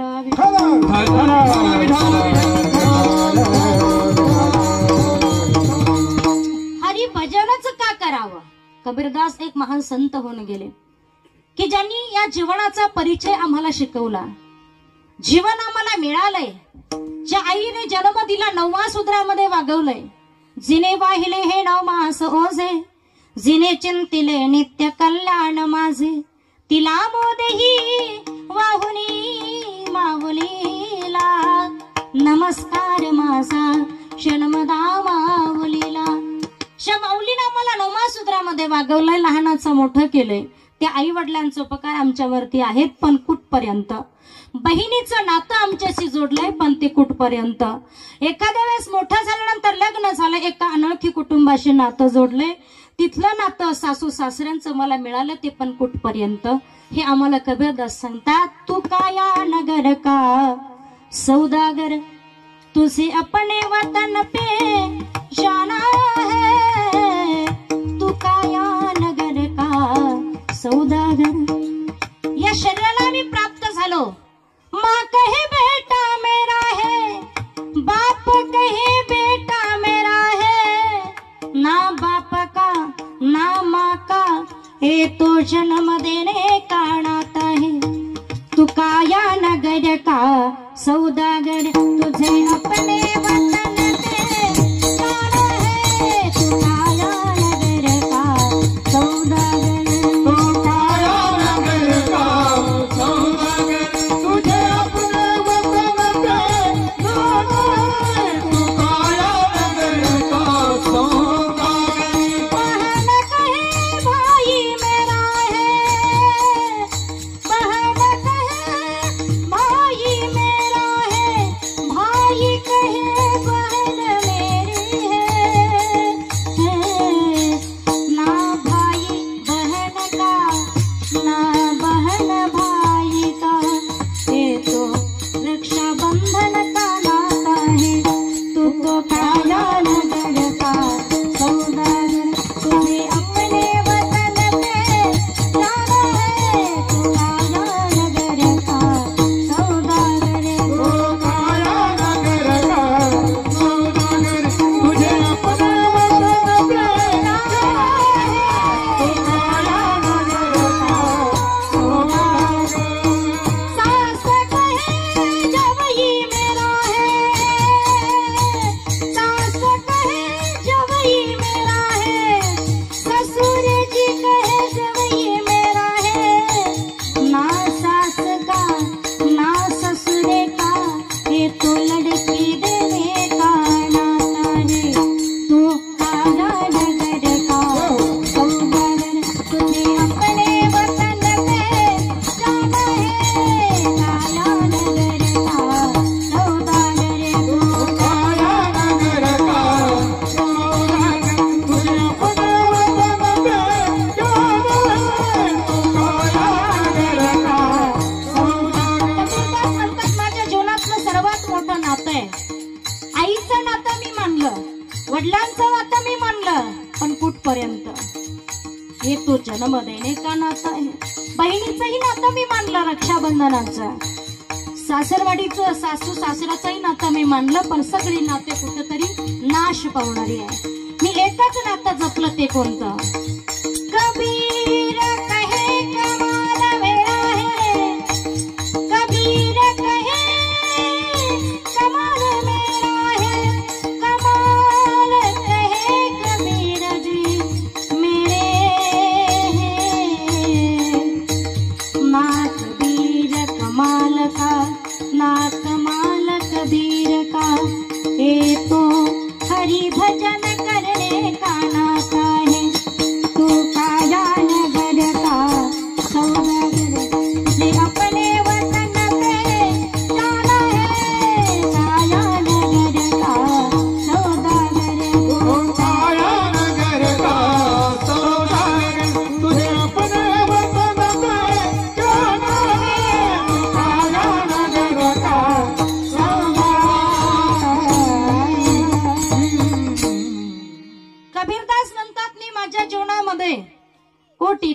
हरी भजेत हे तो हरी भजन करणे का नाता आहे. कारण जीवनामध्ये चांगलं कर्म केलं तर उद्धार आहे आणि वाईट कर्म केलं तर अधोगती आहे.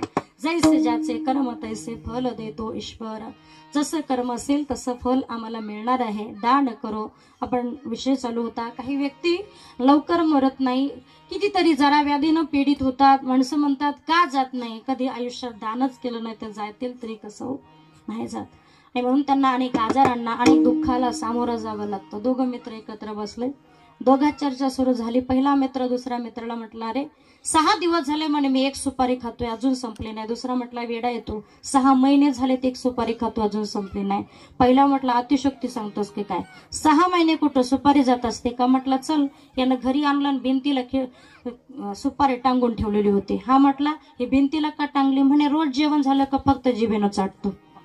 सुपारी तसून तशीच आहे, अजून फोडली सुद्धा नाही, संपली सुद्धा नाही. आता मेला तरी संपेल का. मेल्यानंतर सुद्धा हीच तलब करत होता म्हणून ती द्यावी लागेल. आमच्याकडे 10 वाजेपर्यंत संपवावं लागतो, कधी 9ला संपतो. काकस्पर्श झाला. दशकिऱ्याचं प्रवचन 45 मिनिटाचं असतं. तुम्ही म्हणाल मिनिटावर कारभार आहे काय महाराज लोकांचं. असं नाही, पण प्रामुख्याने 45 अर्धा तासामध्ये 10वा आटोपला जातो. 45 मिनिट झालं, 1 तासही झाला तरी 10वा आटपणा, 1.5 तास झाला तरी 10वा आटपणा. आता कीर्तनामध्ये निदान एखादा पुरावा घ्यायला, मागे निदान महाराजाला थोडा 1 मिनिट श्वास घ्यायला, गायक वादक ही असतात नाही का. प्रवचनामध्ये तसं नाही, एकटाच माणसाचा जीव त्या ठिकाणी नाकीनो येतो. 1.5 तास झाला तरी बोलत होतं तरी कावळा शिवणार. तेवढ्यात एक जणांना म्हटलं, महाराज कावळा शिवणार नाही. म्हटलं का नाही. म्हणे आपला मित्र होता. अहो म्हटलं तुम्ही जा की दर्शन घ्या. नाही म्हणे तरी शिवणार नाही. म्हटलं का. त्याने हळूच कणी खंब्या दाखवला. म्हटलं जा ठेवा. त्यानं खंब्या ठेवला पण कावळ्याने पिंड लोटला नाही. अगोदर खंब्या लोटला मग पिंड लोटला. जशी महाभाषा तुझे अपने वतन पे. एकच लक्षात ठेवायचं, काही लोकांना वैराग्य कुठं येतं, जेव्हा स्मशानभूमीत जातं ना तेव्हा वैराग्य निर्माण होतं. हे एकट्याला नाही बरं का, प्रत्येकाला. बऱ्याचदा तुम्ही बघा स्मशानात ज्या व्यक्तीला आपण वाट लावायला जातो ना, अंत्यसंस्कार करायला जातो, त्यावेळेला माग प्रेतामाग चाललेल्या महिला भगिनी जास्त त्या ठिकाणी डिस्कशन करत असतात. आणि खरी साधी ती चर्चा त्यांची ऐकायची, काय कमवून कमवून किती कमवायचं, शेवटी इथेच जाळायचंय का. प्रत्येकाला वैराग्य कुठे येतं, स्मशानात गेल्यानंतर. पण स्मशानात कधी एकदाचा पेटून एकदा कवटी फुटते की किती टपका सगळ्याच्या अगोदर बाहेर निघतो गाडीवर बसतोय का. तर शेतात 20 मजूर कामाला आहे. हे वैराग्य कुठे, स्मशानात आहे. तुझे अपने वतन पे. श्राद्ध या गोष्टीची आम्हाला जाणीव करून देते की ए बाबा एक दिवस तुझंही श्राद्ध असंच होणार आहे. ही पाहुणे तुझ्यासाठी येणार आहे. तुझे अपने वतन पे जाना है तू काया नगर का. याचा मालक नाही, याचा मालक दुसरा आहे. या किरायानं आम्ही घेतलंय ना. हे जीवन एक किरायाचं घर आहे. एक ना एक दिन बदलना पडेगा. मौत जब तुझको आवाज देगी घर से बाहेर निकलना पडेगा. नाही दादा, हे आपलं असू नाही. ज्याला आपण जीव लावतो, ज्याला आपण एवढं मकडतो नाही का, ज्याला आपण एवढं नटवतो, ज्याला आपण एवढं थटवतो, ज्याच्यासाठी एवढे हव्यास आपण करतो, शेवटी त्याच्यावरही सत्ता आपली नाहीये. हे काळाचे, हा काळाचे सत्य ना अधीन आहे.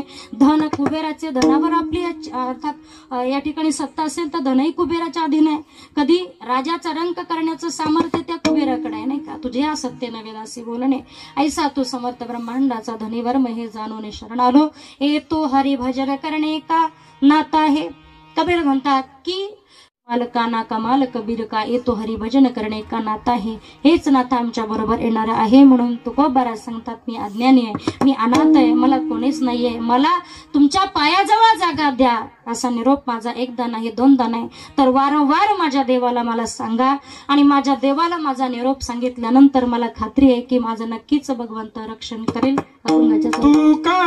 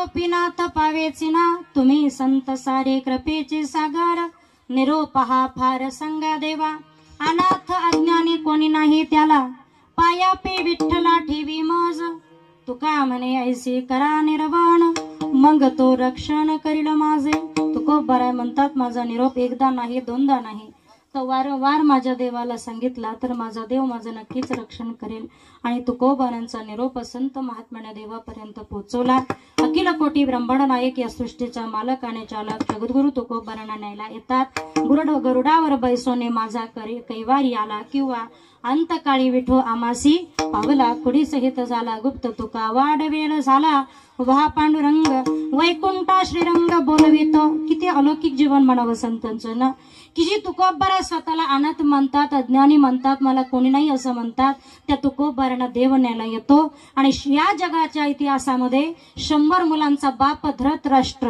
ज्याला 100 मुलं होती त्या धृतराष्ट्राला भर अरण्यात जळून खाक व्हावं लागतं ज्या तुकोबाराने स्वतःला अनाथ मानलं मला कोणी नाही असं म्हटलं त्या तुकोबारांना देव न्यायला येतात आणि म्हणून साधू ओळखावा मरणी शूर ओळखावा रणी आम्ही रात्रंदिवस देवाची वाट बघतो बघा प्रत्येक जण म्हणतो लवकर न्यावं देवानं हाल अपिष्ट होऊ देऊ नये रात्रंदिवस ज्या देवाची वाट बघतो का तर आम्हाला देव न्यायला यावा आम्हाला देव तर बाजूलाच आहे साधा यम लवकर न्यायला येत नाही हे आमच्या जीवनाचं दुर्दैव आहे ज्या तुकोबाराने हाक मारावी आणि स्वतः देवाने ज्यांना न्यायला यावं हे अलौकिक जीवन ज्या तुकोबारांचं आहे म्हणून साधू ओळखावा मरणी का तर भीत नाही आता आपुल्या मरणा आणेला स्वतःच्या मरणाला बोलवण्याची ताकद ज्यांच्यात आहे ती संत तुकोबाराय एकदा हाताने टाळी आणि मुखाने त्यांचं भजन ज्ञानदेव तुकाराम